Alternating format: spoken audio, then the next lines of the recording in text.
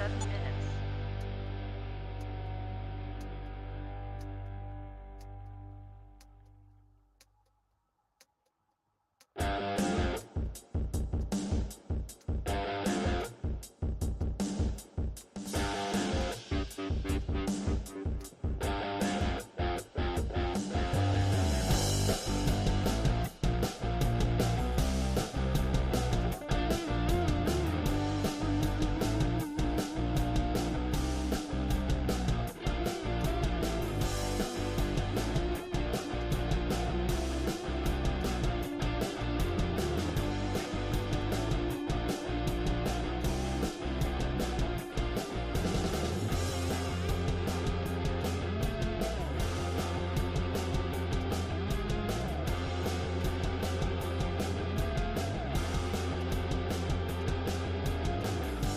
T-minus 6 minutes.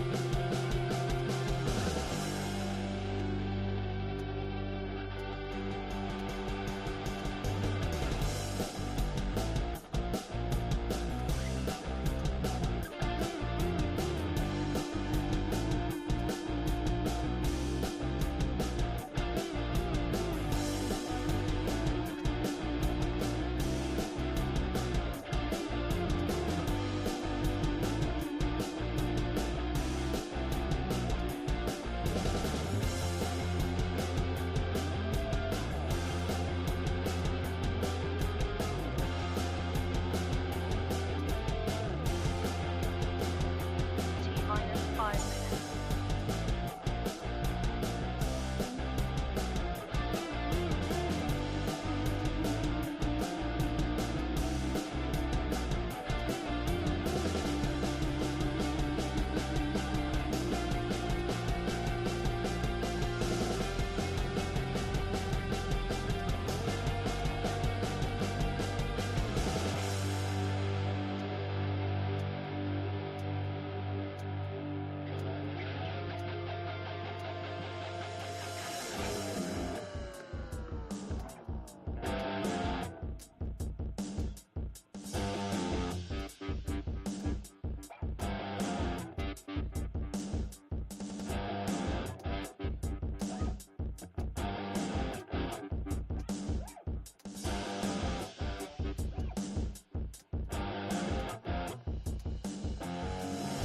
T-minus 4 minutes.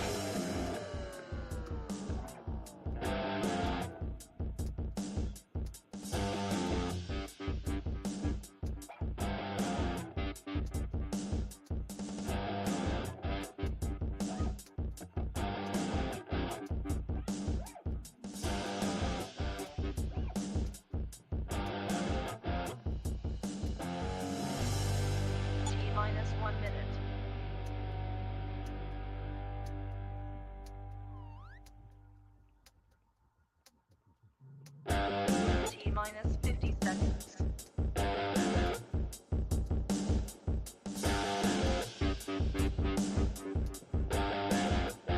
T minus 40 seconds.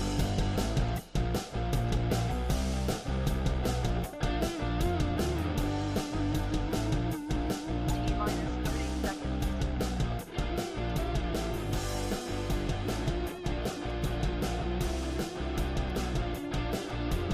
T minus 20 seconds.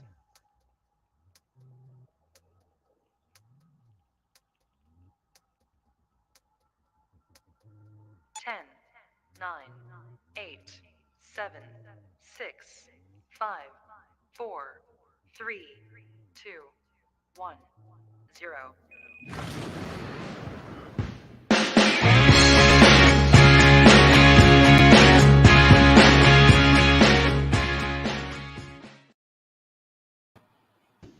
Hello, ladies and gentlemen. We are back. It's the Wrasslin for Life Network, and we are here again today for another little walk down memory lane. I think I can hear the feed off you, Mr. White. But those who don't know, the dude next to me, that's Chris, trademarked. How are you doing today, Chris? I'm doing good. Looking forward to watching some good old Stone Cold videos. And as some may know, he was definitely my favorite growing up. So I'm definitely looking forward to this.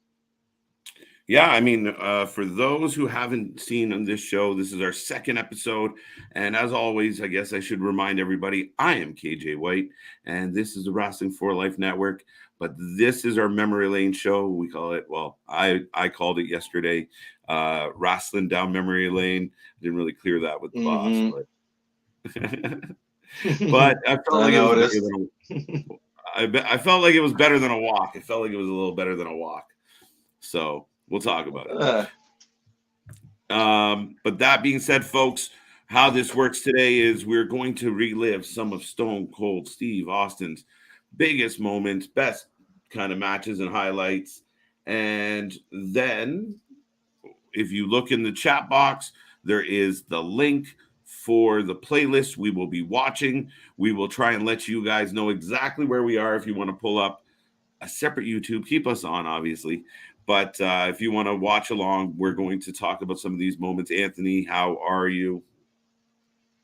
Hello. How's it going?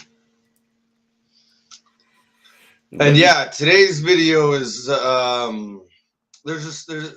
even with the Scott Hall, the Undertaker. That's why we kind of just picked kind of a theme for it. Like the Undertaker was specifically Mania. This Austin one is focusing on his Vince McMahon rivalry. So at some point there will be more videos of the Undertaker, probably Scott Hall, Stone Cold. But today's episode is focusing solely on his rivalry with Vince McMahon. And then showing a couple other little things in there as we go. Absolutely. And I can't wait for it. I mean, one of the best that ever did it. We just saw him come back in Mania. We got an impromptu, no holds barred match. Blows my mind, Chris. But yeah, we got at least one more taste of Mr. Stone Cold Steve Austin. So yeah, I have a feeling, I don't know. They have a lot of money, so it might not be the last time at this point that he pulls something off like this. But would it be to the same? Would it feel special? No, because it's the first time in 19 years. You can only do that once, right? So, but I'm down for whenever. All right. Well, with that being said, folks, we are going to get into it. So if you're watching along at home, we have the playlist. The playlist is titled Austin. And the first video I'm clicking on now is Stone Cold's WWE debut. So as soon as I get through this ad, we're going to talk about it. Yeah, I started there. There is other stuff like there's obviously the classic ECW promos, some of his stuff in WCW, but that will probably be covered in the future video. For today, I just started it from when he got to WWE and kind of moved right into when he makes that King of the Ring speech, and then right into Austin 316 when it's at its heyday. Absolutely. And yeah, just like Chris said, folks, with a lot of these wrestlers, we did Undertaker, we did Scott Hall, but there's going to be more volumes of both. There's going to be more volumes of Steve. So yeah, some people are going to reach out and say, hey, you didn't do this or you didn't do that. It's just because their careers are so crazy. We could do like a whole marathon show just on their moments and their events and their matches. So yeah, this is gonna be volume 1, and we're gonna just kind of focus these shows, but we will be back each Sunday to kind of relive someone else or revisit one of these volumes, and we're looking forward to bringing them to you. Sorry. My favorite moment is Zamboni. I think I clicked on that one. So Chris, I got my playlist up. You got that's there. That's there. Yeah. I'm at 0. Okay, let me put it at 0. Just tell me when to hit play. All right, 1, 2, 3, play. By the way, the brother love segments, even when I watch them now, they make me cringe. Why? Like in a good way or a bad way? In a bad way. Like it's kind of like you can kind of see why they make heels like Rollins and Corbin and everybody else that goes heel. Why they laugh and they're so like ridiculous. That's what he thinks. That's what he thinks gets over. Well, like even Ted DiBiase was known for a laugh. Like I think laughing has always kind of been around wrestling, especially with the villainy kind of guys. But yeah, no, they've kind of, you obviously want to up it or make it a little better or put your own twist on it. And sometimes it goes well and sometimes it really doesn't. Look at this. Look at the baby face Stone Cold coming out, the ringmaster. So they did suck at making names back in the 80s as well. Yeah. But here comes his name wasn't even nowhere near Stone Cold at this point. His very first gimmick when he got to WWE was the ringmaster. And that was it. He came in with Ted DiBiase and was given the $1 million belt instantly.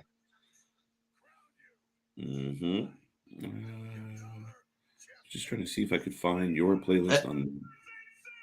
It doesn't matter. What are you saying? The point of the ringmaster gimmick was just because he was before the Owen Hart pile driver. He was known to be good in the ring, and he could go with anybody, and he had a good style. He could be that technical wrestler that you really like to watch. So that was their theory, was he'd be the ringmaster and he'd come in and wrestle people. But even Vince, like as much as Bischoff gets heat for not seeing Austin as a big star, either did Vince when he first seen him either. Right? Really? Like that's what he thought of him as. It was kind of Austin who changed the gimmick in the future. Okay. The character eventually. Yeah. No, that's yeah, no, sorry. I'm just kind of watching him here do his thing. I mean, he's got that tone of voice still. He's got the mannerisms, like it's right there where he's talking about chucking people over the ropes. You know, the core of who Austin is there. Yeah, and like you remember, like right before this with the ECW promos and everything, you could tell there was more there, and it was almost a shame that like he just did those ECW promos and then you bring him in and make him do this right away. It was like, oh, it kind of made it seem like a step backwards, but he made it work. Well, no, he definitely made it work, and it was funny because I remember being a young KJ watching the wrestling show, and they clipped to a pre-tape, and it's the back of the $1 Million Man's head, and he's watching TV, and he's kind of like, I got it, and it was like his big epiphany, which was the Stone Cold was going to come in. I went to an ad. Now let's see. Okay, I'll pause. Where are you right now, sir? 2 seconds into the King of the Ring. All right, so I'm back at Yeah. 0 for the King of the Ring. But yeah, it's crazy to like. So he comes into the WWE and he's instantly the $1 million champion. Yes. And unlike And Cameron Grimes, now, he got the belt. Sorry. yeah, he actually did get the belt. He got to wear it for a little bit. It didn't last that long. By this point now, it's this is the iconic moment. This is probably the first moment I can recall that like got me hooked. And it was such a simple like 1.5 minute promo, and it just blew my mind. And I was a big fan ever since. This was, I believe, the year Triple H was supposed to win the King of the Ring, Yeah. but Yes, a it was. last minute change ended up leading to Stone Cold winning it, and that's something pretty cool. Because what if they kept Triple H and didn't do Stone Cold? Yeah. What if he But by doesn't get this this point, you moment? could see, yeah, right. Like, what if they delay it and he gets too stale, or it's not quite the same, or he doesn't get this character going? Yeah, thank you, Triple H, I guess, because it would be so interesting if it went the other way. Thank you, curtain call. Um, Funny to see Steve go from blonde hair to bald. Yeah, he looked a little prettier. I mean, you could see why he was stunning Steve Austin, right? yeah. No, there's a point like his WCW promo Hogan. You're like, oh, he kind of like, it's pretty close. Sorry. Oh, I was just saying, like when he looked like Hogan pretty good in ECW Right? when he was doing Yeah. that those couple interviews he did there. Yeah, that's for sure. Okay, I'm gonna hit play in 3, 2, Oh, 1. you Oh, paused? well, yeah. I didn't know you were going. I'm at the beginning of the King of the Ring. I want to talk about Where? this. Oh, okay. Go back. Okay, I'm good. Go. All right. 3, 2, 1. 3, 2, Yeah. 1. Oh, Man, you suck. Coordinate with me. All right. So now, ladies and gentlemen, if you're following along at home, like I said, the link is in the chat box. But we're watching the Stone Cold gives his iconic King of the Ring winning speech, which goes back to a time when King of the Ring actually mattered. oh, it just felt so special that he won it, and it was such a big deal. He cut such a hard promo on Jake the Snake on his way out, and it was such a deep storyline with Jake, overcoming his demons and finding God, and Stone Cold stomped on it. It was almost like it was just that perfect circumstance in my mind. Like you couldn't have written that any better. And then for Right, him, and you because look he was at at the Michael. hospital early. Sorry. He was at the hospital earlier that night Yeah. and showed up, and they kind of just informed him on the fly what Jake Yeah. said, and he just kind of came up with it. Like it was such a good promo.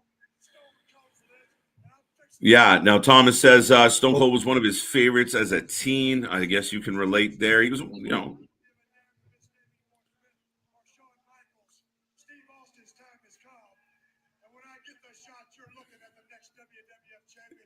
he just digs in. All of a sudden, it clicked. It just clicked. He's nodding his head back and forth. He's talking shit. He's giving everybody hell. He's warning everybody. Eyes. Yeah. Yeah, no, he Fingers like. All right, now I got these Attitude Era video. What is this? Well, see what the next video is, and I kind of snuck this in just because it was Epic? the point of it was it was him building to that, like when he got to his peak, like, and this might have been one of the greatest like double turns in the ever written. The way it was executed and how like they both switched that night was amazing. And then Vince is on commentary, so I just it's a little detour, but I just thought it was one of my favorite matches of his whole career. So I like it. I like it, man. That's a good choice. No, obviously, and it's not that long, actually. I liked. I mean, I almost wish we got a little more of Brett and Stone Cold. I mean, I really thought they had good chemistry. There we got special guest referee Ken Shamrock, looking jacked in his tight ref shirt. Oh yeah, veins popping right out. So for the fans watching along at home, we're at the 1 minute mark, 1 minute and 13-second mark of the Stone Cold Bret Hart video. We're watching Stone Cold come out to the ring. And yeah, I mean, this is a classic moment. Stone Cold at this point now has the vest. He now has the skull.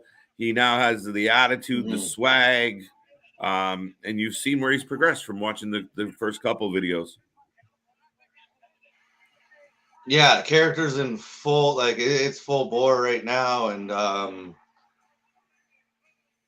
yeah, like you said, seeing more Bret Austin would have been cool. I'm not sure how much longer Bret was around after this, but no, just this match and the way it ended really pushed Stone Cold to that next level.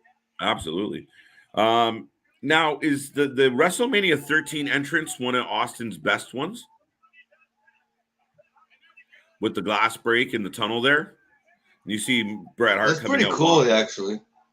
It was awesome. Like the glass actually shattering at the face of that tunnel was pretty dope. Yeah, because like none of his entrances are ever usually too crazy, right? So yeah, I guess to see actual glass break is pretty cool.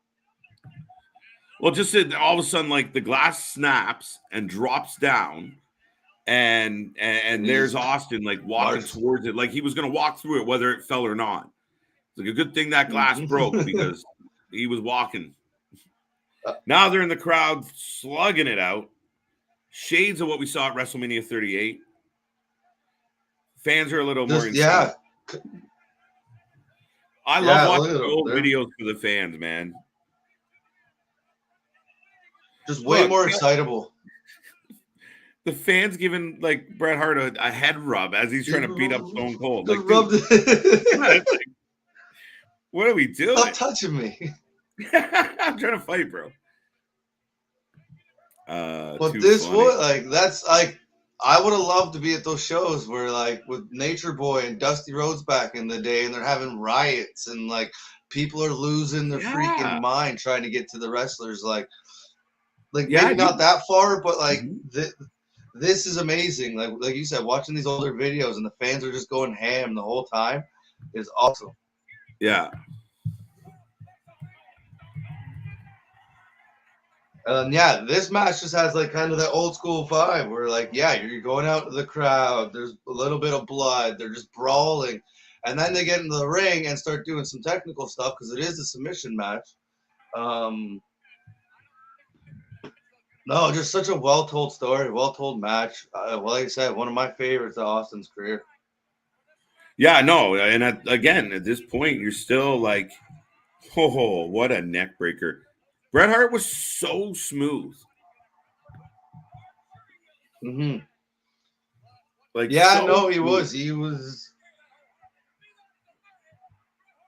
one of the best technical wrestlers to ever do it, right? Like, just the smoothest. He just looks so natural. It's kind of that Randy Orton page, or kind of page where it's just so good looking in the ring and so smooth all the time. Oh, shoot. This comment I like it from Nick is that promo is a star making moment. Sad you rarely get to see those moments nowadays. And for me, Chris, a big part of that is these were guys who said, hey, who are you? Well, I'm this guy. What is this guy like? Well, I'm like this. And he explains, and it's so personal. And then, Michael Hayes. I love Michael Hayes' reaction because he was the one that tipped. I believe the story is Michael Hayes was the one that said, hey, he's going to do this Jesus promo. Right? So he tips him off to that. Yep. So Michael Hayes' reaction to like, oh shit, that's where you went with it? Whoa. Oh, wow. But it was just organic. Sells it perfectly. Yeah, but it was organic. And I think now the reason we're not getting those moments is we're trying to create those moments. And anytime you've ever done anything creative, anything. It's always better when it just happens. Even like, um, anytime you kind of get in that organic, this wasn't pre-planned, just naturally came about. It's always better. And right now, like with the wrestlers they have, everything's so scripted and guided. You're not having the wrestlers don't get that chance to have that holy shit that got over moment. No, and that leads to it goes all the way down to the announcers, the interviewer. Just it's all kind of just so scripted that it lacks authenticity and organic.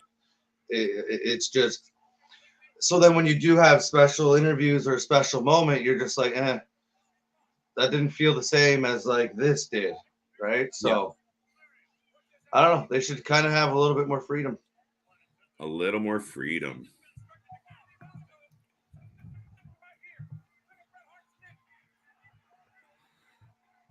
Now we got Bret Hart. Oh, he's got him in the submission. I mean, underrated, like you said, prior to that Owen Hart neck injury. I mean, he definitely had, there he is hitting a lot of submissions. He's got the Boston Crab on now. Mm-hmm. But see, like, listen to the fans though. Like, can you do a match like this nowadays? Like, there hasn't been any big spots. There's been a couple suplexes, but it's all been just kind of technical ground and pound. But like, they're doing it so well. The fans are so into it. And like you said, the big thing then was Austin wasn't known as a submission guy, but he did have it. He could do it. Yeah. And yes, I do think you can have this match now. I think the problem is the people making the matches don't believe you can. But we've seen it with like Daniel Bryan and Adam Page, and we've seen it with MJF and CM Punk. This is where the diehard WWE fans will go, it's not about the matches, it's about the promos, it's about the story. Fine. But WWE's giving a shit stories at this point, bro. But the point being that yes, you're right. When you build the story with the promos and the angle properly, you get in that ring. It's not so much about the spots. It's a lot about these guys are beating the living hell out of each other. No one's sitting there thinking, man, I really wish Bret Hart would do a backflip off the top turnbuckle. And that's why you get a match like this, right? And then they come back they had other guys that did, Shawn Michaels would do a backflip the next match. Look at the blood, bro. Just dripping. True or false? They got juice on purpose. See, I don't remember ever hearing always anything. A debate. He used to bleed all the time, though. Right? That was like the funny thing when there was the Kane Austin first blood match. You were like, this ain't gonna go right. Yeah. Which isn't, that'll be in the future probably. I don't know. That's hard to tell. He probably bladed himself. I wouldn't be surprised. Like, you would be surprised if he had just gave himself the old nick. Like, because he threw him up. Yeah, he threw himself off the guardrail, or he got thrown off the guardrail there. And I know they're metal, but like to be gushing that bad. See a welt or like it's a round like smooth surface you're hitting. Yeah, it's hard, but like, would you bust open like that? Maybe. No, it looks pretty intense, to be honest. Like, I mean, but there was always the debate whether or not, like because, Vince would give them shit for bleeding, and Bret Hart was infamous for getting juice in his matches and being like, oh, oops. Well, because it adds to it, and especially like him coming from like the Hart Foundation where they had their own wrestling promotion and stuff, and there was blood there. Like he'd probably grown up with, like it just helps certain stories get over a little bit more. It just adds that extra little oomph to that storyline, and or that story being told in the ring. And does it have to be there every match? No, but once in a while like this, perfect. Right? Because as to, I think Nick's point there, like this is one of the most iconic pictures. This is coming up right now. It's Austin in the sharpshooter pushing up and the blood's just dripping.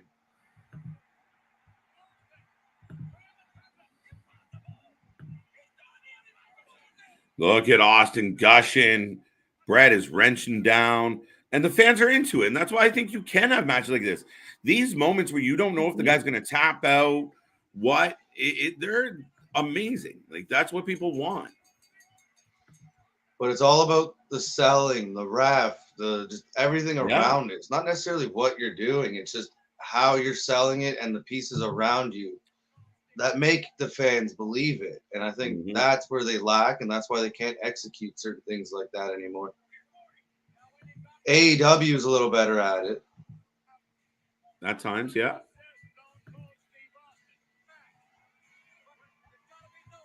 Yes, at times. Not all the time.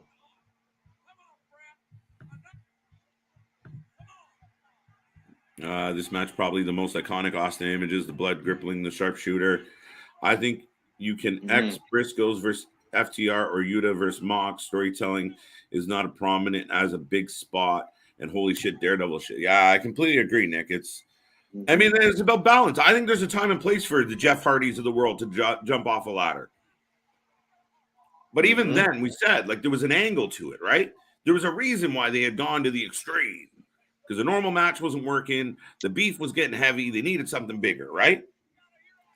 But this was such a crazy moment where everyone was like, this guy's amazing.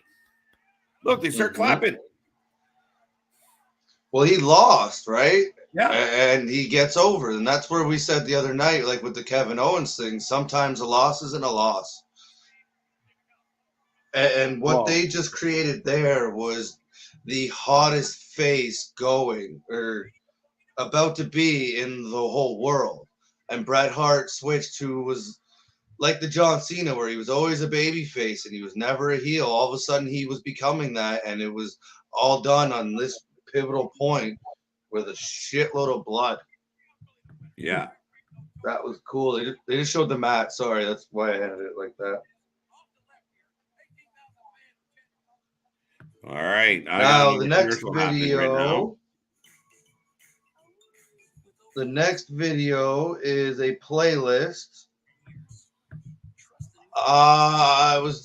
It's very fortunate that you, instead of having to go find a whole bunch of individual videos, sometimes you find a playlist with them in it. So the next two videos are actually playlists. This one is Stone Cold McMahon playlist. So it just their biggest moments thrown together. You may see one or two videos twice, but we'll get there. We'll get there. All right. So for those watching at home, there is a link in the chat for today's event.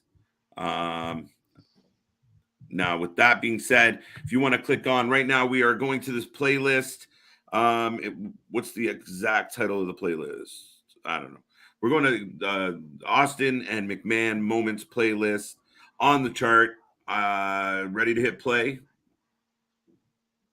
Yeah. 1, 2, 3. Yeah. Good to go. Yeah, sometimes, Nick, it's better to ask for forgiveness and not permission. Yeah. That's pretty much all I can say about that. Peak time for wrestling. Imagine. Oh, it'd be insane.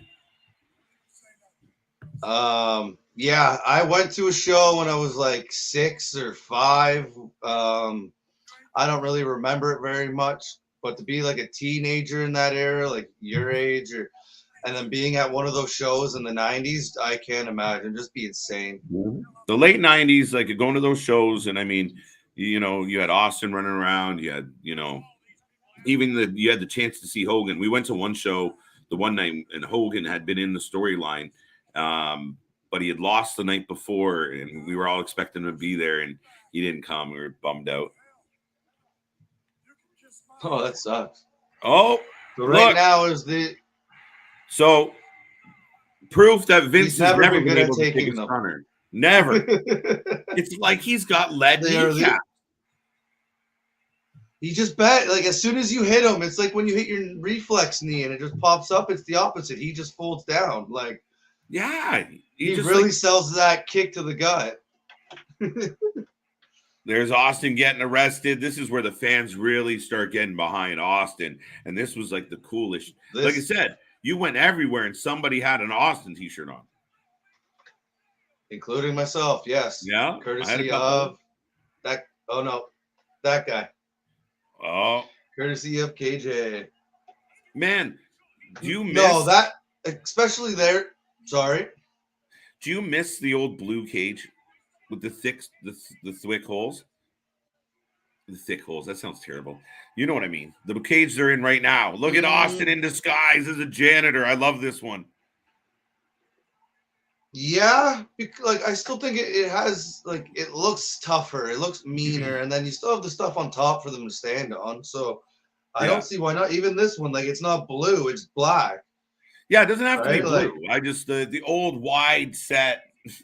Why does this sound wrong every time I try to explain it? Yeah, this style of cage versus the chain link, I like it better. This is where Austin was giving it to the corporate ministry. Yeah.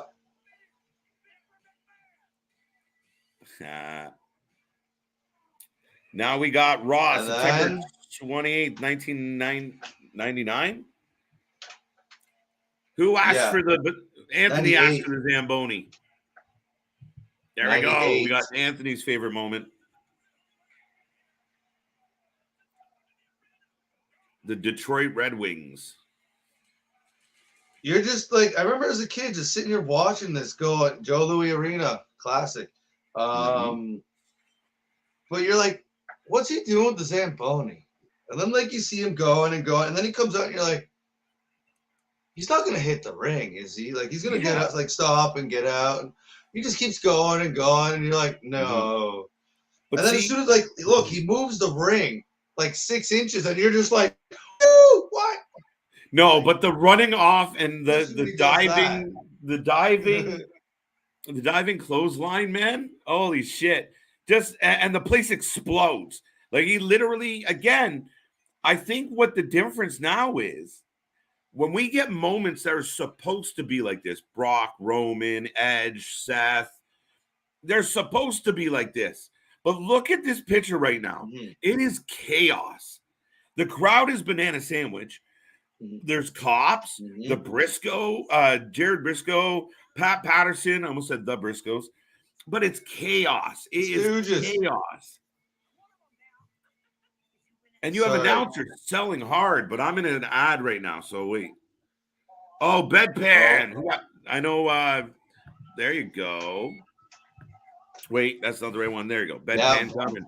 Now we got the bedpan. Yes, so there will be no talking for about a minute because I want to hear that noise. Clunk. Just out of nowhere. Just oh. Just clang. Like, so good. Now, I believe it does cut off the ending of this video, which is... As long as, there you go. You talk right through the bedpan. Yeah, there you go. There you go, Will. I don't know. It's debatable on that one. There you go. Tom Icon. It was unbelievable. And this is where I get mad at, like, the wrestling traditionalists, some of the old school guys. Because I think I fall somewhere in between the old school guys and the new school. You know, I know. It did show it. There you go. I guess the tube up the butt. I didn't think it showed it. Now, you would never get this on TV nowadays. There will be no English. Funny. You're supposed to be a show. What? It's a show. Like, it's funny though, right? Like, it's not really even that bad, and like the way they did it, like they cut away. He still had his underwear, like. It wasn't like whatever. Well, it's not like they zoomed in on it getting implanted. Right. But here's Austin laying it to McMahon. Yes, this was during the Royal Rumble, and for what's about to happen, kind of pissed some people off, but I thought it was a great storytelling. Mind blowing. To have this happen is how you make an executive win a match or your president. unlike where you've seen in the future with like Eric Bischoff and David Arquette and Mhm. certain other people wearing belts. This was Right. well done. This made so much sense. Oh, it was so good. And I mean, yeah, no, you were supposed to hate it. And this is the difference. This is good heat. Because now everyone's going to tune in on Monday to find out what the hell just happened. Right? And what is Austin gonna do? Right? That was the main reason why, like, a lot of people tuned in around this time was, what the hell is Austin gonna do next? What is going to happen tonight? Right? Or what are yeah, what's gonna happen between Vince and Austin? Like, how much further can they really go? No, the same And thing. You tuned into they- WCW for the same reason. Like, what is going to happen? You like every time you turned on, and I think too often in wrestling, and I mean, I think that's what a lot of people are really getting off on with the AEW product is they kind of have that a lot of nights of like, we don't know what's going to happen. Now, the thing is, they can't always build that on signings. They got to build those oh my god moments like they did this week with some of the matches. Uh-oh. Paul White. the Paul White's debuts tries to throw him into the cage, and Austin wins the match because the cage explodes. Vince McMahon is a bloody mess. Yeah, this is a good one. That was well, Austin just beat the hell out of him, Yeah. right? And the Big Show comes up through the ring, And that was Big Show's debut, no?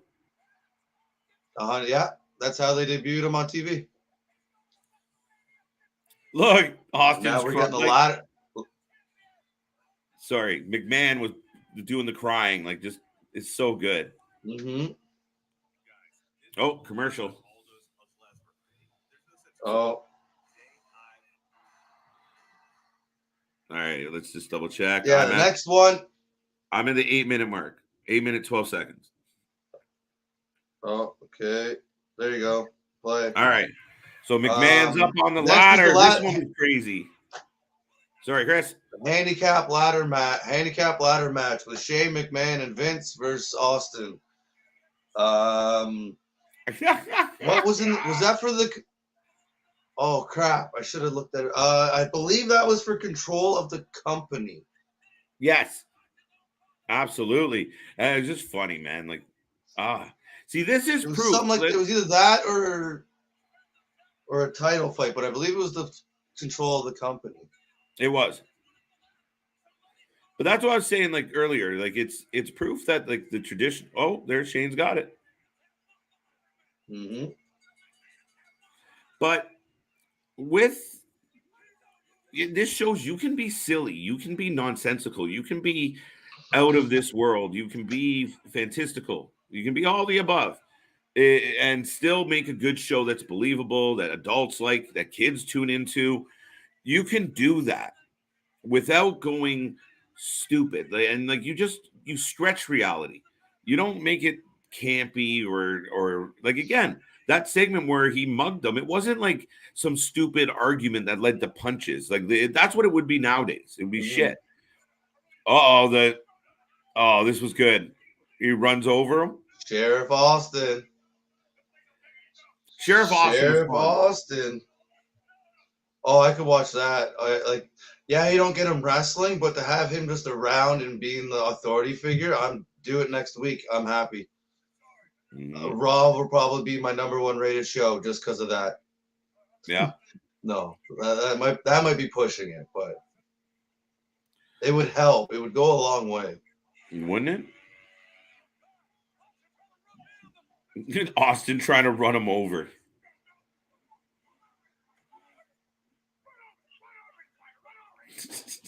I love this shit. Right? I mean, You're JR. Yeah. And that's another thing. You need play-by-play. You need commentators who are going to lose their mind and tell you that this is dire straits. Like that is so much. If it was just Michael Cole, like, and Austin's on the car, no one gives a shit. But when you got JR losing his mind, you're like, I got to pay attention. Like acting like he doesn't know what's happening and like this is crazy. Like this shouldn't be happening. And you're like, okay, and you get a few inches closer to your TV. Right. Hello, Raff Man. Nice to see you. Boom. That is funny. That's a good idea. Oh, there's Austin going again. So And now, as now we we're see at the what Rathman's 25th avatar is. anniversary. Sorry, Chris.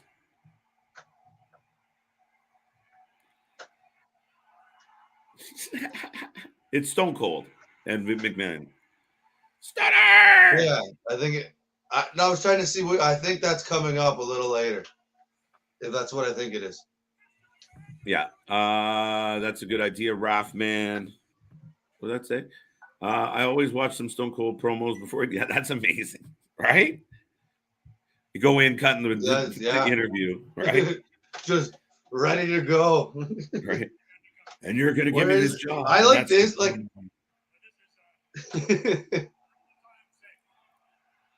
like at some point you watch Vince and he's pouring beer out on Shane. Yeah. And I died.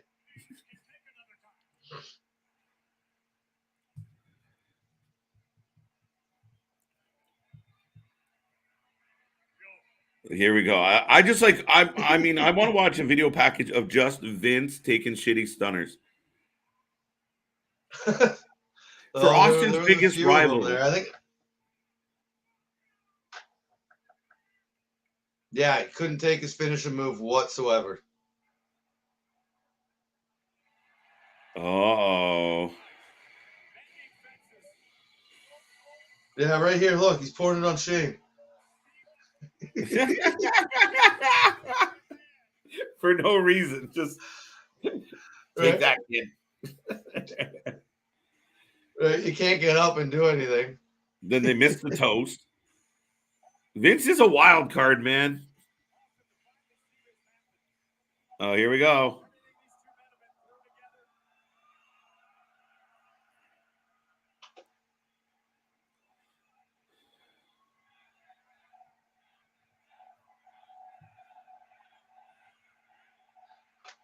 Oh. Wait for it.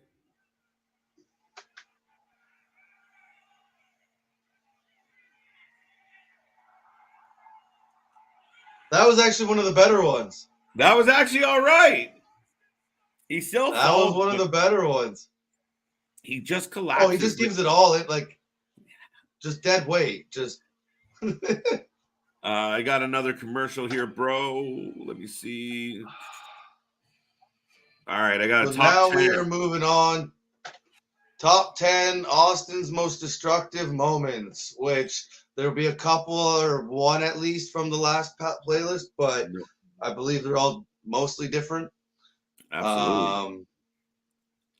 But yeah, so you get to see him in a lot of vehicles. All right, so I'm at the beginning of that video. I'll let the fans know, and actually, let's see real quick. Sorry, folks.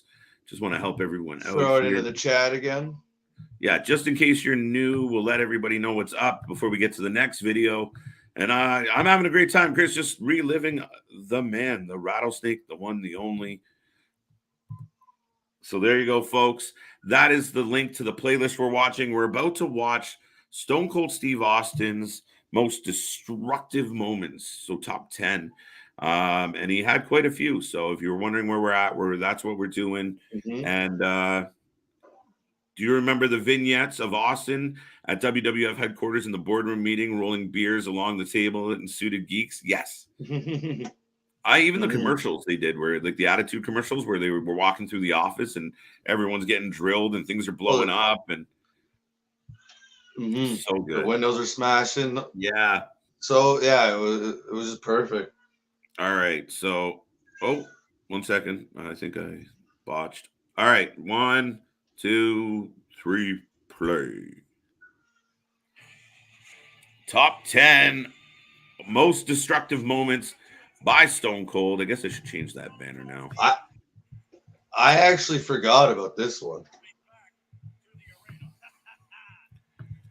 Until I seen this, I was like, oh, yeah. This one was good.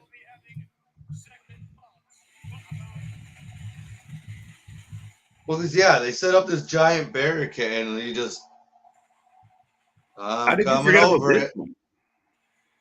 This one was a good one.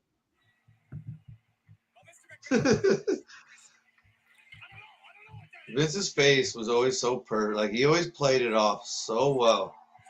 Yeah, I know. He definitely had like the regal kind of feel to him, right? Mm-hmm.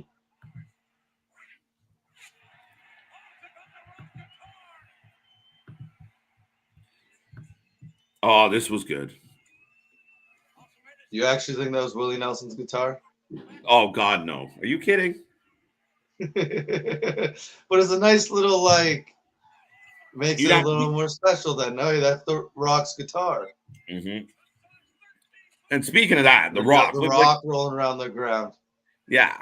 Talk about selling. The Rock was such a big seller. This is amazing. Like they don't do any shit like this anymore. Like use like listen, if you want to be nice to the fans of nowadays, fine. Use like a gluten-free beer or whatever. Some vegan option. I don't care what we do, but let's get some people sprayed with some stuff. Like come on. Like Vince swimming here in the middle of the ring. Like look at The swimming is the best part. he's just all of a sudden waving his arms. You're like, you're not in a lake, but it's so good. Just That's so funny. oh. It's where he tried to kill Triple H. Wishes trip. Yeah. That's Shane's salary. Scratch that. That's now the beer budget. There you go. Look at this.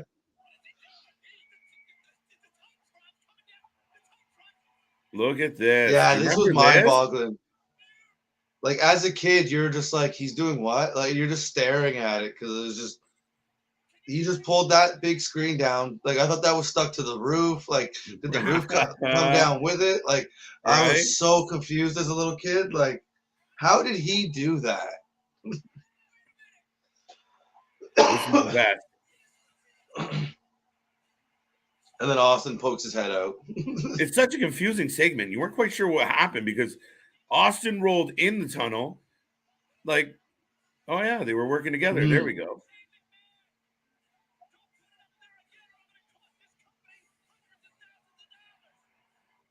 Shit. Yeah, see. Here So we're comes getting the the Zamboni Zamboni again. again. It's still a good moment. It's still classic. I don't mind watching it twice. This might be the only repeat. Okay. Don't quote me on that. Could be another, but again, Chris, it's just delivery. Like if this was an AEW show or a WWE current show. Now WWE doesn't generally do this. AEW has more of the risque stuff, I would suppose. So, but if they did it, Jericho would drive into the arena on a Zamboni, waving to the people as he drove by to the ring. Nobody would try and stop him. Nobody would scream or yell. From the minute he drove into the parking lot, there was cops out back. No. He's running over lights and hitting shit. And it looks like it looks real. No, it's funny because like most of this stuff, like he would show up the day of, and they would teach him how to do it that morning. So most things, like he wasn't supposed to hit the light, obviously, right? But he's not that good at it's his second time driving it. That's what made it so fun. Like, look, they gave him a goddamn crane, a cherry picker. Well, this is how you use an actual forklift, unlike the other night or a couple weeks ago there. Oh, was that the Rock's Lincoln? Oh, this is Triple H's car.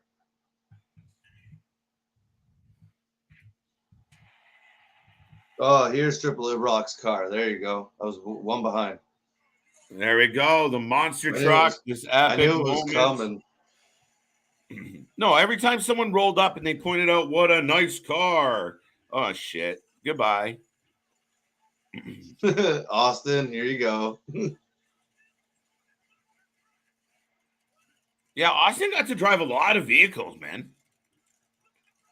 Well, at this point, like the monster truck, like he was everywhere. He was on everything. He was at the monster jams. He was like, especially with the monster truck here, right? Like it was just right. He was at probably his peak. So it was, yeah. they designed like the whole show around this guy's storyline with Vince. This one, when they went a step further, it's Austin Construction. They actually logoed it for him. Mm-hmm. Yeah. And then I don't know what was in that. I don't know what was in that heavy ball, but it made it explode. the truck blew up. And here's some C4 hanging out in there. I don't know. And the number one most destructive moment in Austin is the cement truck. Probably my favorite. Yeah? Probably my favorite. Yeah, I think I said that the other night. I think that'd be my favorite. His Corvette. And the thing is, he's talking smack the whole time. It's the best part. Oh, he's giving his head's moving. Like you can, even if you can't see or hear, like you can see him in there holding the controls, but you can tell the whole time he's still talking shit, and it's just every little detail mattered, and it was just made you believe that character so much more. What do you got? Are you still going on to the next one? I got a commercial right now, but we're getting on to Vince versus Austin. One hand tied behind his back, folks. The link is in the chat. And we are watching Stone Cold Steve Austin moments. Right now, it's Stone Cold versus Vince for the next 15 minutes or so. Austin, the stipulation is one hand tied behind his back. Oh, you're going? I'm going. I'm at the 25-second mark. Okay.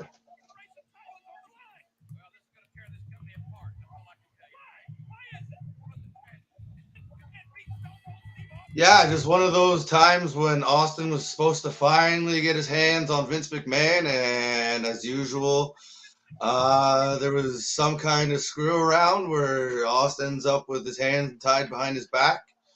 I think it was kind of like the recent one with Ronda Rousey there, where he accidentally said it. So they made him do it. Now, this one doesn't really go as planned, but it just... Yeah.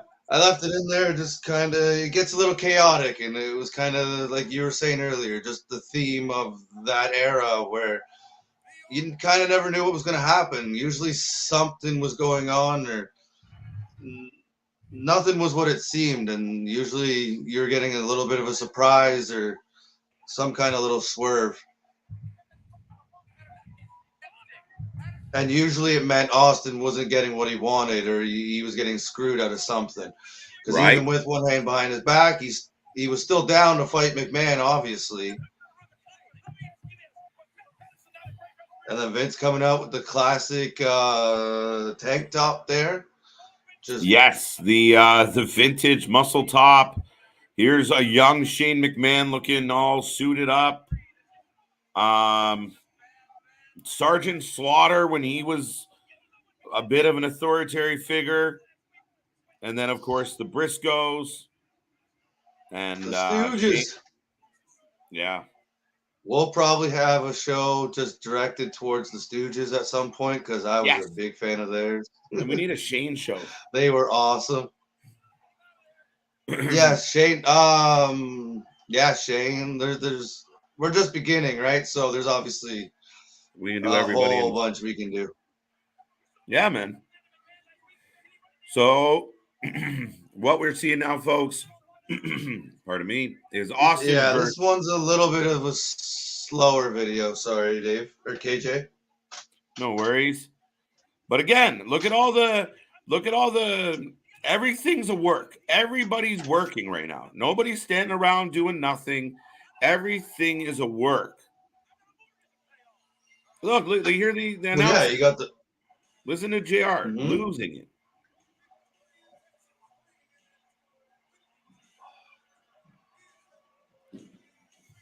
Some of the biggest pops, I don't think I've ever heard any since.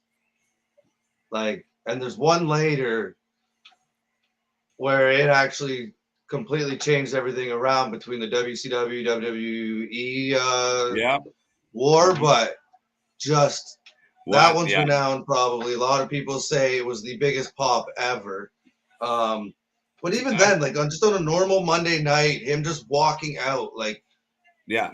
There's not many that get that. Like, no, pandemonium, right? The screaming, the yelling, people are, losing their cookies, and little girls are crying, and it is just insane. Like, it is a completely different feel. But Miss Foley's baby boy. Yeah, that's right, Thomas. That's one of my favorite wrestling moments ever. See? Oh. Yeah. No, especially just because I didn't know what happened, like the whole story of it until afterwards, right? So I was watching the Mick Foley thing. I didn't hear the WCW thing. So to actually find that out after and hear all the stories, and it makes it that much more epic. And then, but like that night itself, like who wasn't a fan of Mankind, Mick Foley, and then to see him finally pull it off, and Austin comes out, and to your point, to like everything, it was just chaos everywhere, and he ends up winning it, and nobody thought he would.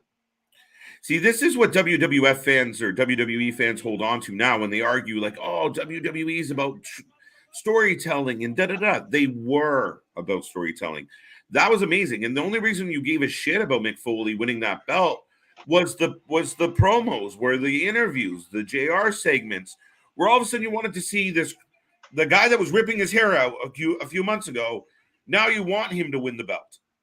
So again, they used to do it. Just go back to doing it. Well, it added more layers to that character, and even if you didn't like Mankind, peace out. Even if you didn't like Mankind, you like Dude Love, or you like the Cactus Jack, or you like the Mick Foley character. Right, you had different variations, but they weren't just throwing them out there to you, as KJ said there. They showed you videos. They gave you some backstories. They changed the kind of matches for the characters. And there's a lack of depth when it comes to their writing nowadays, where you don't necessarily get all those backstories, or the backstories aren't very good, or they just kind of glance over them, where they don't. Everything now seems it's let's go from point A to point B, and not like do it pretty quickly and just go.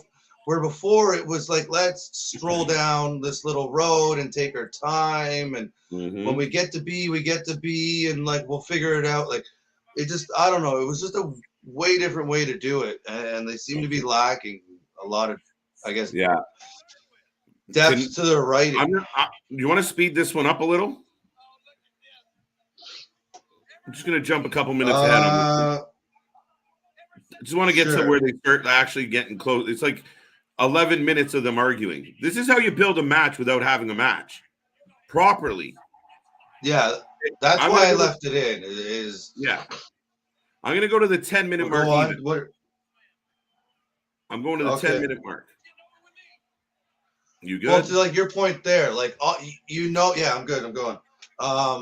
Right, this whole time, Austin wants to fight McMahon, wants to kill him, wants to hurt him, and this just shows that they get this close and then take it away from not only Austin, all the fans.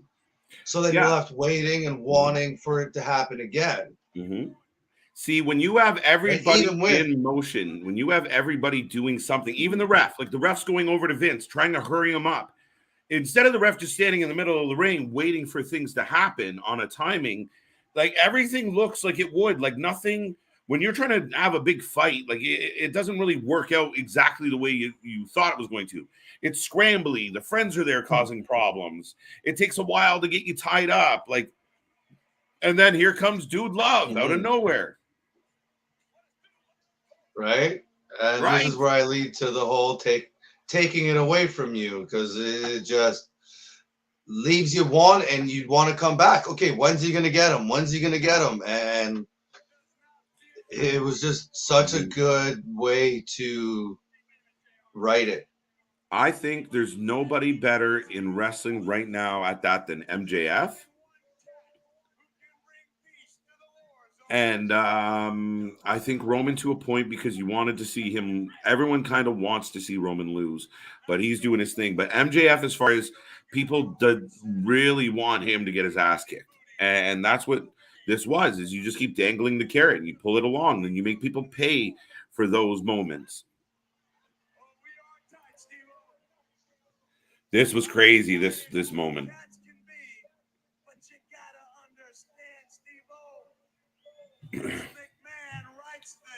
Yeah, well, all of a sudden, Dude Love comes out to play Peacemaker, and he explains, well, Vince writes my check, so I can't let you do it, and takes it away from the world and just upsets everybody. But it was so good, like, because you didn't see it's such a silly reason for him to come out, but at the same time, you're like, that makes sense. Like, I can't have this guy die, because then where do I go? Yeah.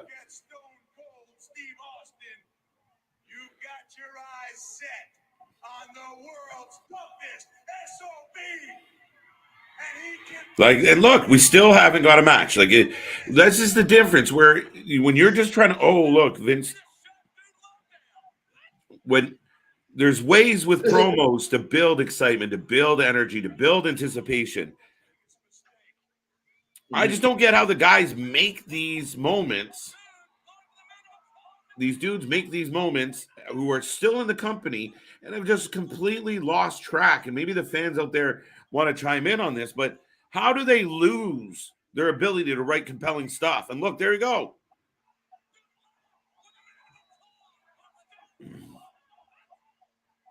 Right, but you know what made me laugh? Like, Vince is even pissed. Like, Vince acts pissed this whole time. Like, he wants to get the, like, he didn't even want that to happen. Yeah, and then Vince sells it like, oh, I was totally going to beat him up. Right?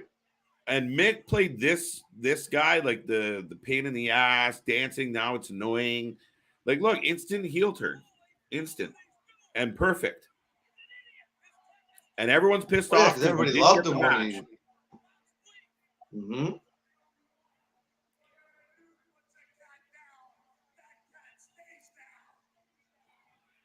Okay. And it's just chaotic. Now he just beats the shit out of Austin. Yeah. But there's a ref there trying to stop him. Right? Look at McMahon acting like he wants to hold me back. Hold me back. Yeah.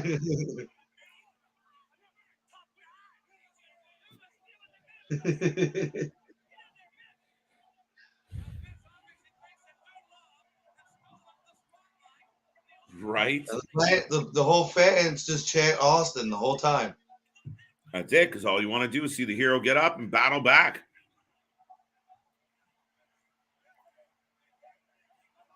No, and that's, I like the stories like that where, like, and we've said it before about certain storylines where it's like, don't let the baby face touch the heel. Let him get over on the face the whole time. And then to build that moment, you get to the pay-per-view and the babyface finally wins. But, like, I don't know, they don't do that very much anymore. Usually it's like the babyface gets to the heel and gets over on him and he's supposed to look like a smart ass, or I don't know. Dude Love challenging Vince. Do you guys remember this moment? What did you think? Let us know. What other fun facts or memories do you guys out there have of Stone Cold Steve Austin?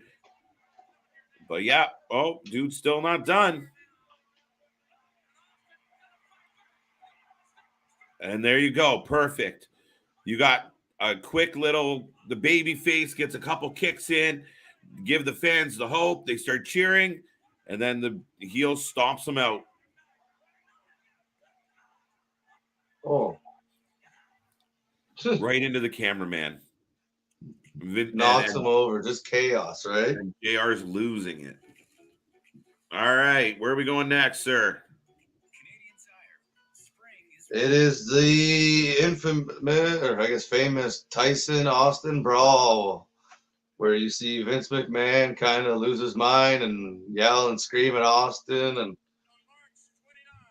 it was one of those, like, what's the word I'm looking for? Like crossover moments, right? Where you're getting a big celebrity and nobody thought somebody like Tyson would come, and he did, and then what do? You put your biggest star with him, right? Well, this was the best, and then Vince McMahon was so mad at Austin. Like again, you So these are believed it was shorter genuine videos. heat, right? It really seemed like a boss who was just livid with this guy. Like, man, we're Oh, introducing Tyson to the world, and here you come in and ruin it. You're ruining it, Austin. Like, it is so amazing. And look at all the referees, all the security. Instantly, there was chaos. But yeah, no, I mean, it is absolutely insane. The energy that, like, the energy that they had, and just everybody in the ring, they created that chaos. This is what they're lacking right now. And I know we're talking about Stone Cold, so I hate to be, bagging on the product and comparing it to modern day product. But to me, like, they've done it before. This is amazing. But the things that take a little more work, so you don't have to go through lazy booking and trademark for someone else. You know, you really believed it was chaos. You really believed, like, oh shit, this something's about to go down. It matters. And you have right now, there's got to be close to 30 bodies in the ring. Tyson, Austin, face to face, McMahon in the middle. McMahon begged Austin not to screw this up. And now we are. Just told Tyson to shut up. A little bit of Stone Cold Russian Skittle. Good to see you. Thank you for being here. Folks, thank you for tuning in. We are the Wrestling for Life Network. This is our weekly show we do on Sundays, clearly because it's a Sunday, where we walk down memory lane. We call it Wrestling Down Memory Lane. This week, we're reliving some of the Rattlesnake, Stone Cold Steve Austin, looking through his history. We have a link in the chat for the playlist we are watching right now. We're on the video titled Tyson and Austin. I'm about at the 2-minute and 32-second mark, and this was the first confrontation between Mike Tyson, Stone Cold Steve Austin, entourages, refs, McMahon's, executives, and the Rattlesnake all in the ring. The fans are going insane. Stone Cold picking a fight with Iron Mike. This was huge back in the day. One of the moments that really brought, wrestling to the mainstream. And again, you just felt, oh shit, this is legit because of the way it looked and felt. Nowadays, it would be Logan Paul in the ring with the Mysterios and nobody cares. So this is where it's different. If Logan Paul comes out and Logan's got an issue with somebody and there's security and entourages, and now look, all you got was a shove, and now everybody is keeping them apart. Right? Look how, like, it just creates chaos. Now they haven't even fought. Nobody got rolled up. Nobody got pinned. Austin's losing his mind. Tyson's losing his mind. And the crowd is going bananas because they want to see this confrontation. Sergeant Slaughter dragging him out of the ring. It's excellent. So that's what I'm saying. And like I said, I don't want to keep going backwards. But yeah, I mean, where the fans nowadays, are you with me?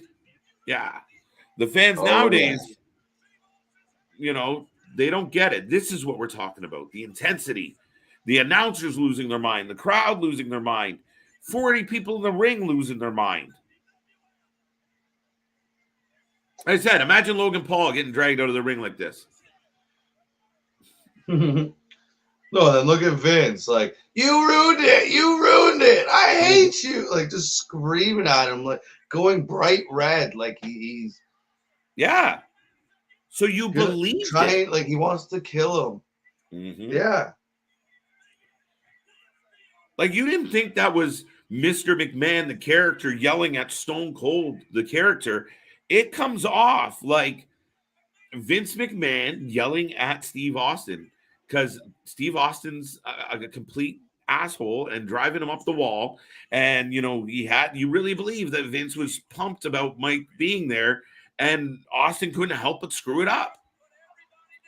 I'm on the next video, which is Shawn Michaels. Yes, this is just showing the end of the Mike Tyson thing, where one of those moments where Austin did get his way, and the crowd ate it up, and it's just a short little like 2-minute video, just Boom! showing Mike Tyson, right? Mike Tyson doing the switch and just aligning himself with the baddest man on the planet. Right? There you go. The quick count. And then, of Sean course, didn't really sell that stunner at all, eh? It's like Sean didn't want to take it. No. Well, there's a lot. We can get there eventually on the HBK video, but yeah, he wasn't very well at this point. No, but he didn't take that stunner overly. He kind of rolled off the shoulder and was like, all right, get it over with.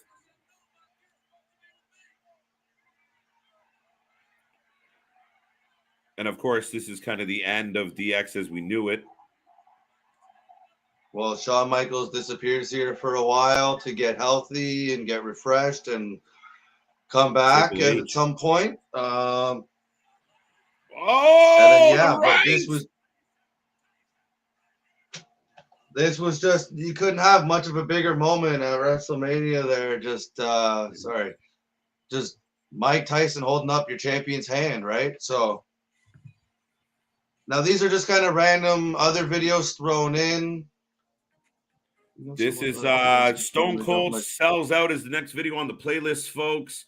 You know someone is not a true wrestling fan when they don't like a bloody match. There we go. Stone Cold sells out. This was crazy. This was crazy. This was hilarious.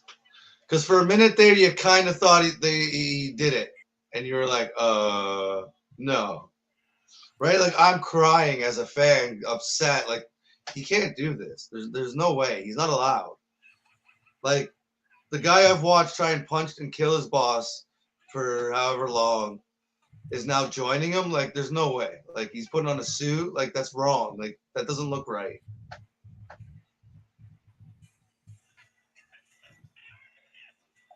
He's wearing the suit. Now, he was funny as the heel. When he did eventually, yes. When he did eventually, which that'll be covered again, like I said, on a future video.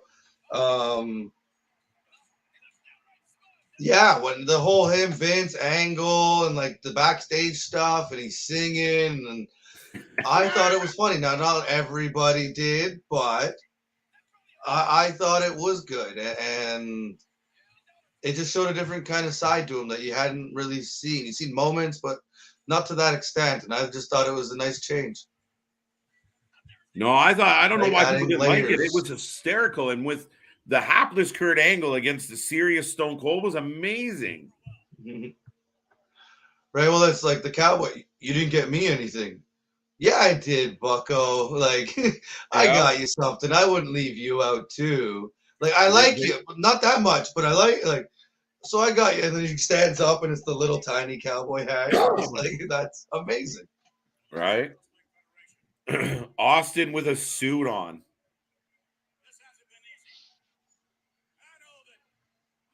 So this is just one of those classic promos, classic things in the ring. It might be a little slower, but it's just having the crowd in the palm of your hand and just they're eating it alive and just so good. And then you get the big thing at the end and everybody goes home happy, and it's just one of those great Austin moments, in my opinion.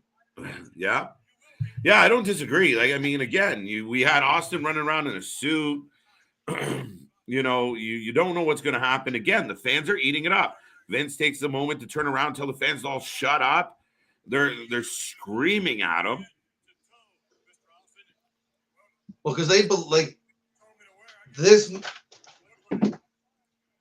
like might have been one of those like moments, like to be in that crowd with like that upset, that emotional over our hero doing this. It probably was amazing. Like, I couldn't imagine it. It's because you got to bring the character.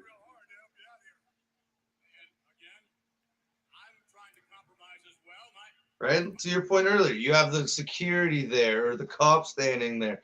You have the announcers. You have JR disgusted. Like, you can almost hear him puking in it. Like, on as he's trying to talk. Like, it's just every little aspect. Just like Austin was great, but he couldn't have been Austin by himself. He need like everybody needs this kind of support. And sorry, Chris. That he throws his hat in no, the crowd. That was a damn good hat.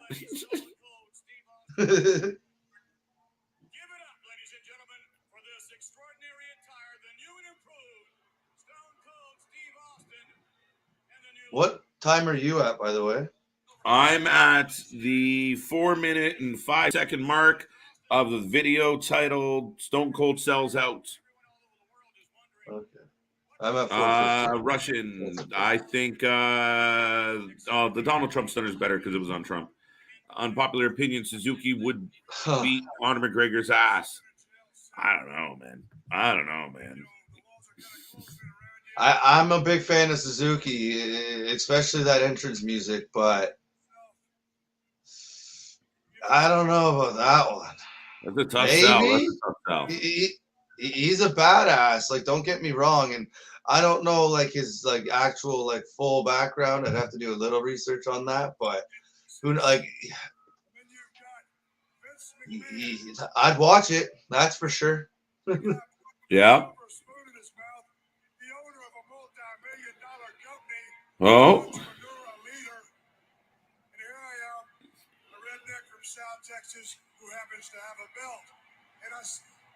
He gets cheered. I'm just a redneck from South Texas. Woo! Mm-hmm. Well, that's you thought he was one of like he wasn't one of those rich guys. Like he didn't even really sometimes feel like a wrestler. He just seemed like one of you that just got thrown into like this work situation, and this is how like he deals with it. Oh yeah. You're like, I wish I could do that. Yeah, I want to go into work tomorrow, and the boss say, you know, rah, rah, rah, rah, and you just drop a stunner on him, flip some birds, and roll out of the office. Give him the finger, like.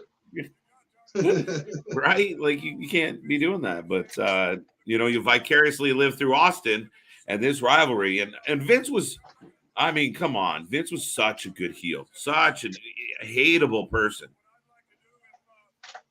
Well, once he made that Bret Hart move, right? And then like that next interview he did, and that was just that McMahon character took off. And as there was no Bischoff, nobody else could really compare when it came to that kind of authority figure. And he just Austin's getting a picture. I think by far. Mm-hmm. But you say, like, we talk about like the promos and the stories. This is right where the people say, well, the promos drove. Look how long this segment is, but you're into the whole thing. You're like, what's going on? You're listening to the nonsense. It's not some shitty backstage segment. It's working itself out right in front of you. Well, yeah, it has like there's a even like just this little segment. You take this little segment, not even the whole storyline. Like this, what they're doing right from the second they get out there to like now the end of it, there's a little story in there that you can follow. Yeah. Right? Like, yeah. Then you take a step back and you look at the bigger picture and you're like, this is pretty cool to see where this is going in this story. But everything, right? Like, first, like now he's taking everything off and you're like, oh, okay. He's not doing it. And you're pumped that you're doing this and you're like, fucking right. And you feel it ramping up. You feel it ramping up the whole time. Right? Yeah. Then it climaxes and then he does what he does. He goes to the back and there's your end. And it's just. Right? Like I said, it was little stories inside of bigger stories. And it was so good. Well, you see where you have like the one fan there when he started giving Vince McMahon, you saw like the turn. He had the hell yeah signs. He had two of them, but they were down. Oh shit, what's happening? This sucks. And then he's like, oh, he's back. Right. And then the signs went up, right? Like and then he right. This one's tap, takes a picture. Bagged him. A little bag tag. KJ, I just saw some WWE fans being furious on AEW Yuta video on YouTube. I haven't seen that yet, Mudstamp, but that is interesting. Thank you for being here as well. But furious at what? Like the amount of blood, or what? What's the problem? Stone Cold heads back, the man. And up next, we got another video coming your way. We're almost at the end of our little Volume 1 Stone Cold reliving his glory days. Glory days. We'd love to show you the videos that we're watching, but we'll do it like this. I got a commercial. The next is... Oh, I'll pause. There we go. The next video is when Stone Cold kidnaps Mr. McMahon and has some fun with him. Tell me when you are ready to press play. Okay, go. I'm like looking. Did I spell humiliates right? No, we're good. Yuta, Mud Stomp Films. They say Khan doesn't build stars. Yeah, that's a fair argument. I mean, the battle between WWE and AEW fans is hilarious to me. And like I said, we come on here and we watch this stuff and we do it. And we're very neutral. We're very honest and straight up about what's happening in wrestling. I don't give a shit what company gives us good wrestling. We'll commend it. And the shit is the shit. I mean, we won't get too far off the Stone Cold topic, but I mean, the whole Yuta story is outstanding. Speaking of a big bloody moment building a character like we saw with Stone Cold, I tied it back. Yeah, kind of just takes it to that next level. Like one of our previous videos with Stone Cold and Bret Hart. Would it be on that level? But I don't know. But yeah, no, I don't mind the Yuta stuff and what they're doing. No, that is an unpopular opinion, and it's not quite right, though. Bloodsport is awesome. I'd still go with the UFC. And if you watch UFC last night, it was a hell of a card and some good matches. Some good fights. Yeah, I missed it. I might have to go back and watch it. Roasty stuff. See, and the other part of this is now we got the announcers arguing about it. And now you get amped up and you want to get involved in the argument. No, JR is right. No, King's right. No, I'd love to beat him up. And they seem super upset. They seem just as panicked as everybody else. From their body movements to what they're saying, everything. Not just sitting there like a pylon like Byron. They're moving around.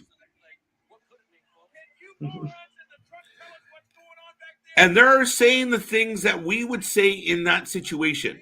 What's going on? Can somebody tell me what's happening?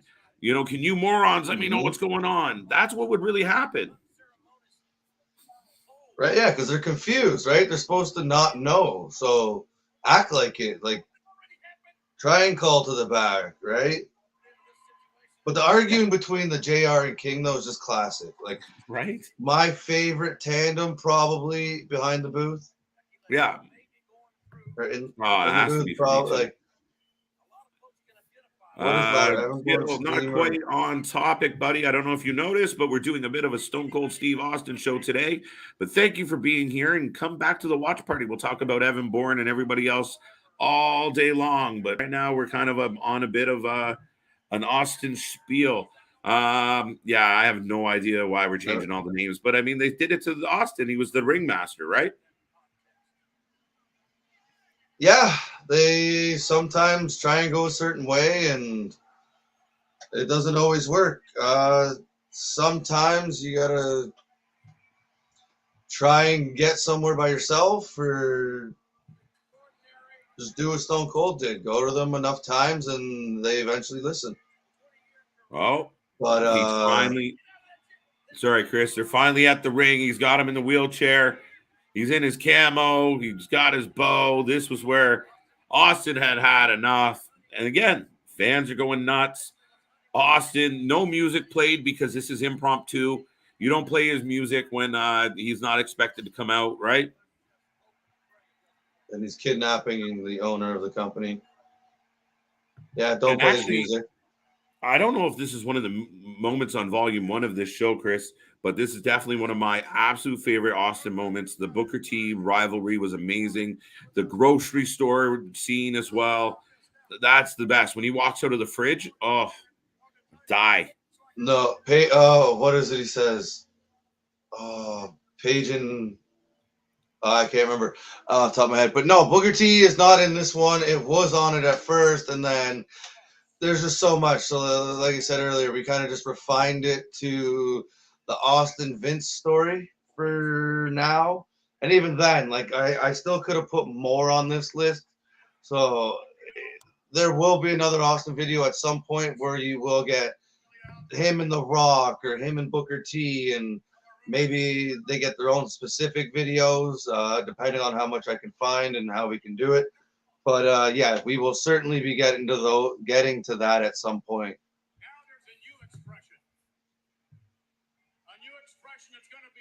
Look at Austin. Look how miserable McMahon is, just crying, slouched, making him relive the video.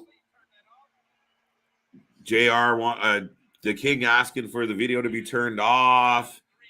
Remember when Austin got his window busted out by Booker T and Steve found him in the church? Yes, we do.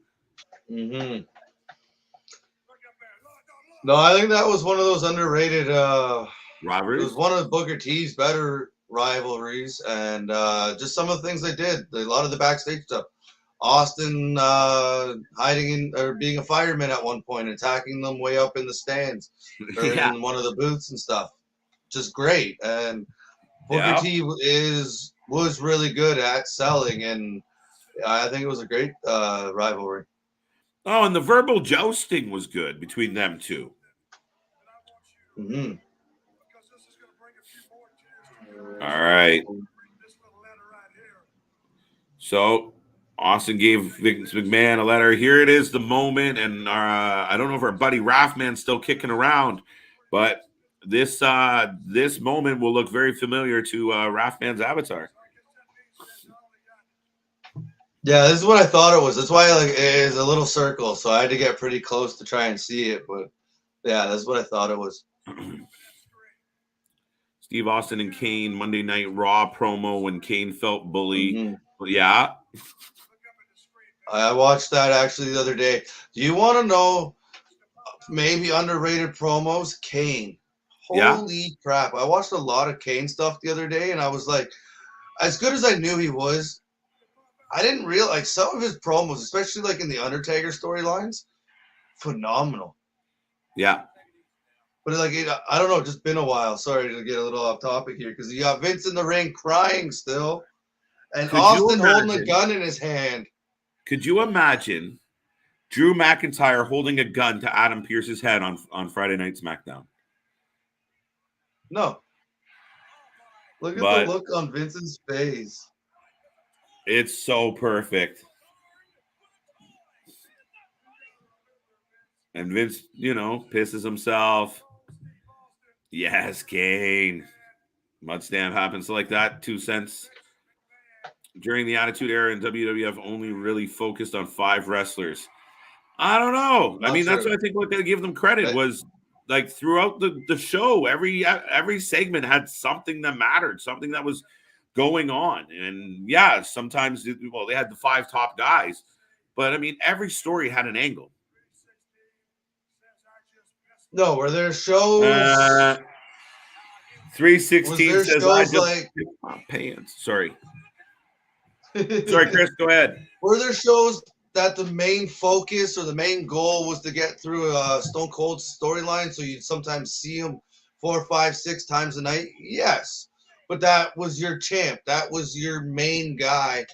And they did it in such a way that it was like little backstage videos. Like, this is a 10-minute segment, right? It wasn't necessarily 35 minutes each time or 20 minutes. It was 5 minutes here, 3 minutes there, 9 minutes here, right? And it would kind of change it up, and it would just kind of keep little updates. And then at the end of the night, you'd get the big payoff, whether it was the way you wanted it or not.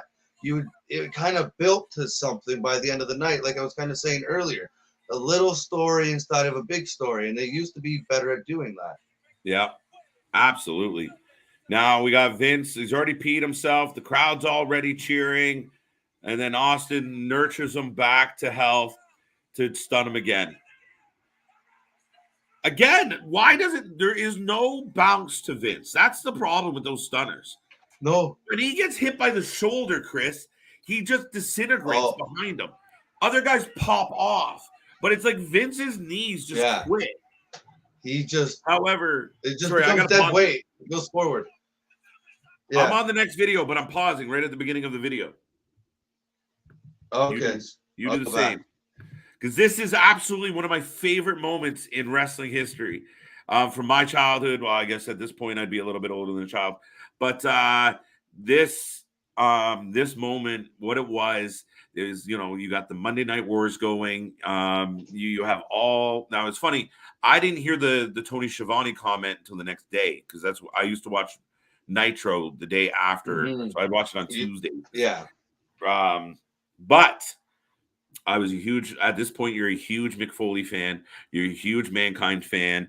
He's the little engine that could, he's the guy that made everyone feel like you could be a wrestler, for better or for worse. No, and I thought about it, like, I wasn't even going to put it on. And then yes, it's kind of Mankind's moment, and it'd probably be on Mankind's show at some point, or the Mick Foley show when we do it as well. It's just the fact that it's Austin helping McMahon not get his way, right? And like I said earlier, to some people, this may be the loudest pop like ever. So I had to throw it in. Yes. So before we hit play on this video, because I love it. Hard question. What was worse? I don't know why we're going with what's worse. Vince McMahon, Austin, or I don't know how to answer that. They were both good, and they're completely different. It's like apples and oranges, Skittles. Sorry.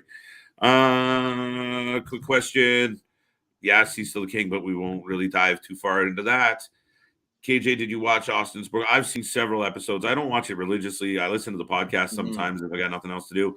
I mean, the key ones are cool. I mean, Jericho doing it and such was kind of neat. But that being said, Chris, I'm going to hit play. Press play. And right now, so this moment, Mankind's in the ring. He's going after the belt. You got DX outside the ring. The McMahons are outside the ring. It's a shit show. I'm in play now. I already did, but yeah, okay. All right. So he's got Mr. Socko on his hand. KJ, why comes Steve Austin never had his own episode of Dark Side of the Ring? They just haven't got to it yet, maybe. Maybe it depends. Maybe there's not much of a story. Maybe it was just is what it is. Like, it all depends. No, I don't know why they haven't covered it. I don't think he really has an episode. Like, yeah, okay, he drank and maybe got in trouble a little bit outside the ring, but wobbles. Here comes Austin. It was never any. You missed the pop. Oh, I heard it. The crowd goes bananas. The Rock eats the chair. Mankind gets yanked on top. And we got the win. And there again, McMahon looks completely distraught. Not, I can't believe you did that. McMahon looks beside himself. Like, you just ruined my life. Like, now it's kind of funny that Mankind gets his big moment, and while Mick Foley's celebrating his first ever title win, Austin's music's playing. But wow, look at you talk about matches being overbooked now. The WWF fans are like, oh, AEW is overbooked. Look at this overbooked shit. There's 40 people involved. But look at the people who are involved. One of my faves ever, Bubba. Listen, how many big stars are out there? It's insane. So we got 2 left. Right, but just one of those moments where you walk away, Austin kind of sticks it to McMahon, and Mankind gets the belt, and you're happy. Yeah. And you know right, what? even now at the end, like they're giving Mankind his moment. Austin's gone, but Vince is still selling it like, oh, this can't be, like, no, and he's still upset, and he's still right all the way to the curtain. He was so good. Not him. It's so good. Look at The Rock and Shane. Everybody's involved. And again, I think when you have this situation with so many people involved, you can make most of the show about this rivalry. Road Dogg. Yeah. You just do it in a way where it's just not oversized. Like, you spread it out, or like I said, you do a little here, a little there, and you kind of build to that end point. KJ, when I look at Jon Moxley, well, I think this is why. I'll leave this one to you, Chris, actually. Jon Moxley, just like big fan of Moxley's. Big fan of Moxley's. And yeah, that's probably why he's very close, if not my favorite right now. Is he quite Austin? No, but he's a little different, and I like it. I like the brawling style. I've always kind of been a fan of that. Wait. I think he.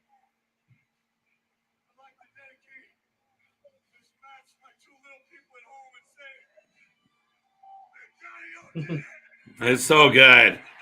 Big Daddy-O did it. Right, I think Moxley's missing kind of something that like Austin had. That, like, I don't know. It's not. I don't want to say he's so good, but he's not quite as good as Austin. But I am a big fan. There we go. We're down to the last couple videos here, Chris. We got two more. I don't know. I found this. It kind of made me laugh. I forgot all about this, to be honest. The Kiss My Ass? So I threw it in. Kiss My Ass Club. They bring out the mouthwash and... Yeah.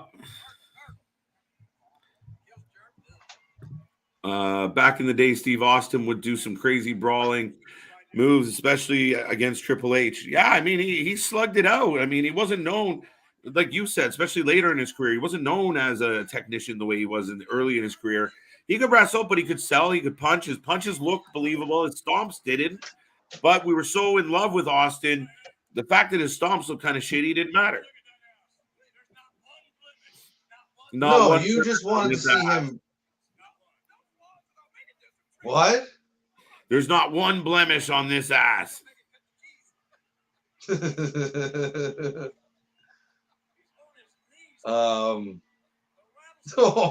Flexing it for him.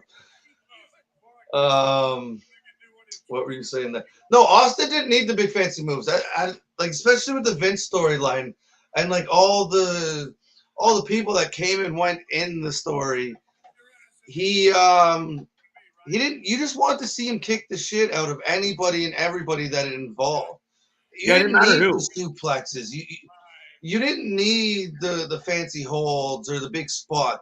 You legit just want to see him punch and stomp whoever was in front of him. Yeah. And you're okay with that. Like, in my mind, I was. Right? Yeah, no, everybody was. That's why, like, some of these, like, that's what makes him so unique and so different. Is especially after the Owen Hart stuff, he had to change his style, but he did it in a way that worked. And worked with his character probably better than anybody. Oh, so he's got Vince face. And for those who are not watching along at home, Austin, big low blow. You knew that was coming. You knew that was coming. And then he just belts him. He gives him a good old spanking. Again, I mean, this is a man laying a belt strap to his benevolent boss. Oh, here come the Dudleys. And again, Austin just stomps piss out of almost everybody. Now he's in trouble. Right? But the whole locker room comes out, sticks up for the boss, and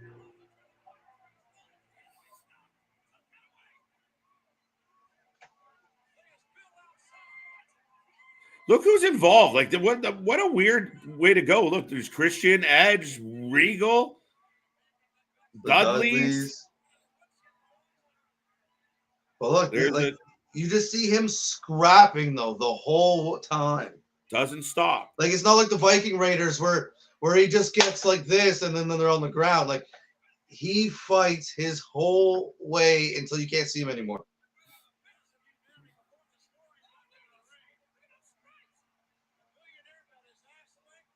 Look at the stripes on his ass. Look at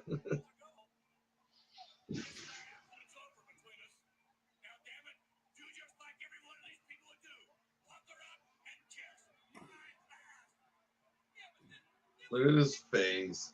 See, you need Raw needs, with a 3-hour Raw, you need something like this to weave through the show to make it worth it. You need some central focus and proper.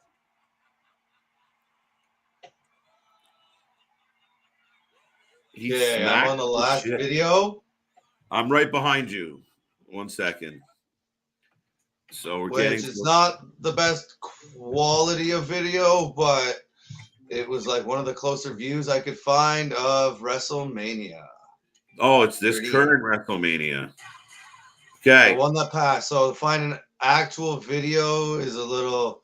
So it's. You'll see. All right. So I'm at the beginning of that video. But I think it's good.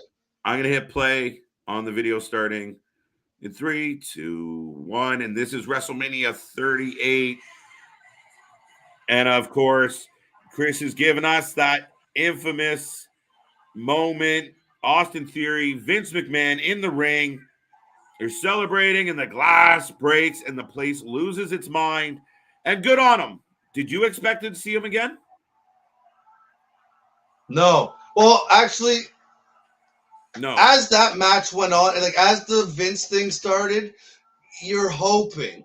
But like it never really crossed my mind until like the last few minutes of it. And but before that, no. Going into that match, no.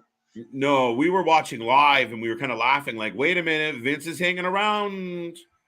So then it kind of became apparent something. But beginning of the match, you never I think we all kind of I think we all clicked around the same point. We were like, However, this I laugh. This stunner kills me, Chris. It makes me chuckle every time. I think it was Eric Bischoff I seen say, he had said it in an interview recently.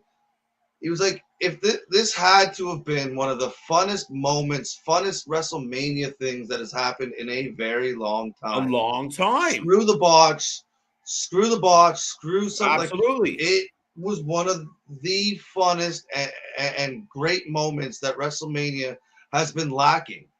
Yes. And again, it's about the angle. It's like these guys, everybody knows their history. So you don't need anything extravagant. You don't need anything crazy. Let's just Austin Stunner, Vince McMahon one more time in front of the hometown crowd. Simple, easy peasy. It writes its goddamn self. And there you go. You have a moment. That's your point.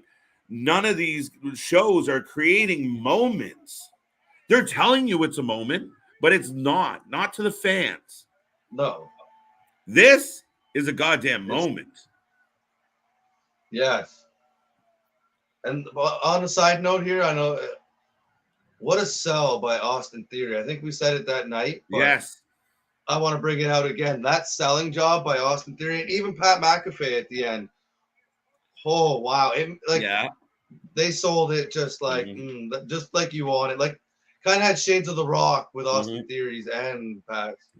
There's some people that surmised that Austin wasn't necessarily supposed to stunner anybody else, but after the Vince one, he had to give one good one to go home with. Oh, kind of, right? But here it goes. Pat played it off, and if that wasn't audible, Come here, you old bastard. I've actually never seen it. I've never seen it from this view actually until just now. Oh my God! His legs Like, go out like he like he slipped on the sits down. grandpa slipped on the lawn. Yeah, he like sat. Yeah, like they were about to get on the ATV together and go home. That's awesome. So there you go, folks. That's Volume 1 of Stone Cold Steve Austin, and that is the Vince McMahon part of the Stone Cold Steve Austin career. We will be getting to more of his career sometime in the future. We do have other ones coming up first, though. Yes, we do. Yes, we do. No, that was real fun, Chris, to kind of walk down some of the memories of Stone Cold Steve Austin. And again, we can do multiple episodes, and we're going to do multiple episodes. So, folks, don't forget, like, subscribe, join the family, be a part of our shows. Chris will be back with more of these episodes. I'll be joining them. And then we'll be digging in and having a whole lot of fun, as always. Yeah, we got other ones coming up next. I don't know if we have a plan yet. But I'll leave that to you, sir, and we'll announce it on our social media. So tune in, folks. Be a part of the fam. We love doing this content for you, and we got so much more coming your way. We will see you tomorrow night, WWE Raw Watch Party, and then all week long, we got the breaking news, we got updates, we got fun, we got games, we got activities, we got prizes, we got all types of fun stuff. So if you like wrestling and you like us, tune in. Chris, your final thoughts on Stone Cold Steve Austin, Volume 1. He is the greatest ever, in my opinion. And yeah, no, I love doing these little walk down memory lanes. Next week has been started. I don't know if you want me to say who it is at Go the ahead. moment, or wait. It's your show. It will be Triple H with the recent news. I figure we're going to go a little bit down his memory lane, and KJ, as you see, or that way, is a big fan of his, so I think he'd be very excited. So that's the plan for next week, and then 2 weeks from now, it's kind of open, and we're going to go from there. But yeah, next week's going to be Triple H, and once again, he'll be one of these multi-pack, multi-videos, multi-volumes, whatever you want to call them. Just such great careers that you can do. You can sit here all week, so like KJ said, come back tomorrow for the watch party, and it'll be a lot of fun. That's it, folks. So we are here all week long. We do not stop, Chris. Thank you for this. This was a lot of fun. Really enjoyed this. I love the old clips. I love watching Vince McMahon get stunners. I love vehicles getting blown up. And I like seeing wrestling where the fans are going absolutely apeshit. So I'm good with it. Other than that, folks, we will see everybody on the flip side. That is Chris Trademark. Yeah, I'm KJ White. And until then, have fun.